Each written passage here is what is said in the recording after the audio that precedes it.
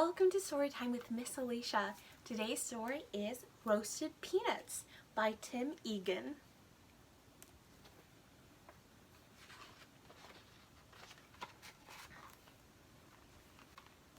Of all the things that Sam and Jackson loved, nothing beat baseball. Nothing was better than a warm afternoon at Grant's Field, with the sun shining on the bright green grass, the cheers of the crowd, and a bag of roasted peanuts. Nothing.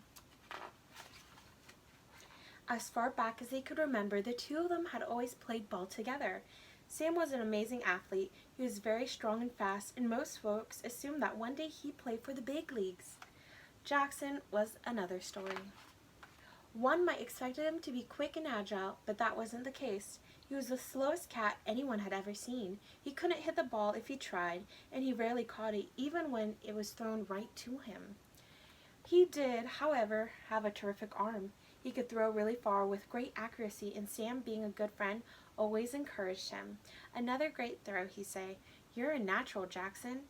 Jackson would smile and say, "Yeah, you and me, Sammy. We're gonna be legends." Now, the day came when Sam and Jackson were finally old enough to try out for the local team, the Grazers. All through the tryouts, Sam was incredible. He hit almost every pitch out of the park and caught every ball that came near him. It was obvious who the best player on the field was. It was also pretty obvious who the worst was.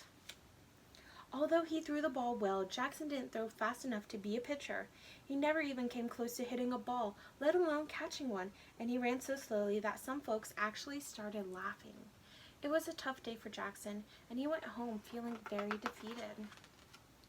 When the team was announced the following week, it came to no surprise that Sam was chosen and Jackson wasn't. They read the names. Jackson said quietly, "Well, at least one of us will be a legend." It kind of took all the joy out of the whole thing for Sam. Practices started soon after that, and while Sam was gone every day, Jackson spent most of his time sitting on the steps of his apartment, feeling sorry for himself. Sam practiced hard with the team, but without Jackson around, it just wasn't as fun. One afternoon after practice, Sam noticed a poster on the wall of the ballpark. He tore the poster down and ran over to Jackson's apartment. "Check this out," he shouted as he held it up. The poster read, "Wanted, peanut vendor, must throw well, free admission to every Grazer game." "It's a sign," shouted Sam. "I can see that," said Jackson. "No," said Sam, "it's a sign for you. You throw great, you could come to every game." Jackson looked at the poster. "Thanks, Sammy, but no thanks," he said. The Grazers had their first game the following Saturday, and to everyone's surprise, Sam played terribly. He struck out every time and dropped 3 fly balls. The Grazers lost 17-3. Many of the crowd blamed Sam. The next games weren't much better. Sam wasn't playing well at all, and folks were starting to talk. "That horse is a disgrace," said one fellow after a game. "Whatever he had before, he sure doesn't have it anymore." Jackson couldn't help but hear some of these comments. During the next game, Sam walked up to the plate. He had already struck out twice, and for the first time in his life, he actually heard a few boos from the stand. The pitcher threw the first ball. "Strike one," yelled the umpire. More folks started booing. Then came the second pitch. "Strike two," shouted the ump. "Throw the horse out," shouted someone. "Yeah," shouted another. "Go back to the farm." But over the boos, Sam suddenly heard a familiar voice. "Peanuts, peanuts, get your peanuts before the horse strikes out again." It was Jackson. He was holding a box of peanuts. He looked down at Sam and yelled, "You see that stick you're holding? That's called a bat. You want to use that to hit the little ball they throw at you." Sam smiled, turned around towards the pitcher, and dug in his shoes. The pitcher threw the ball, and Sam knocked it out of the park, and the crowd went crazy.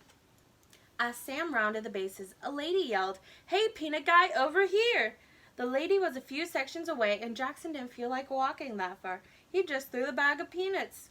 It landed perfectly on her lap. "Wow," said a fellow. "Did you see that throw? Hey, how about a bag up here?"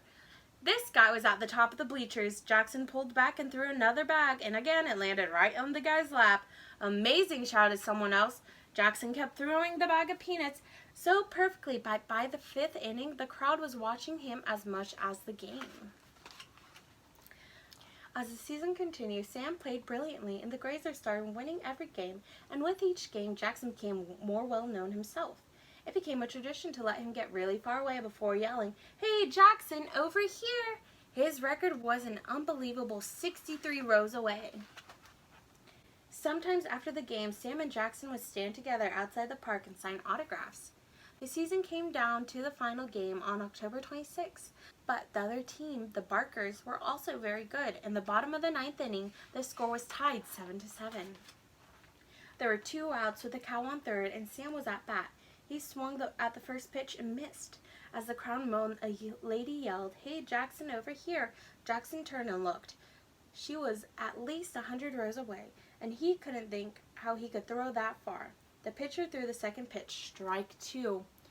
The crowd started grumbling. The lady shouted, "Jackson, come on, over here!" "Nobody can make a throw that far," yelled someone. "Not even Jackson." Jackson looked down at Sam. Sam looked up at Jackson. By now, some of the players on the field were starting to look up at the stands.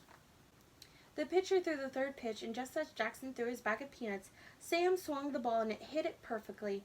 As the ball sailed over the field, the peanuts sailed over the crowd. Some folks weren't sure which one to watch. The peanuts landed perfectly on the lady's lap, and the crowd went crazy. Unfortunately, Sam's hit was dropping into center field.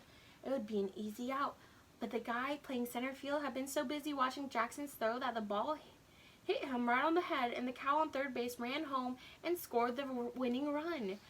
Rarely in the history of baseball had a crowd gone so wild. Sam became a champion and played for 7 great seasons. He still goes to the game every Saturday, where he watches his best friend break his peanut throwing record every year. And everyone agrees that while many legends have come and gone at Grant's Field, only one is still part of the game. That is the end of our story today, guys. So my question for you is, what is your favorite part of a baseball game? Is it the food, the peanuts, the hot dogs, the cotton candy, the lemon ices? Or is it being a part of the game, watching the game, seeing the players out on the field? Well, let me know down below in the comments. Bye, sunshines.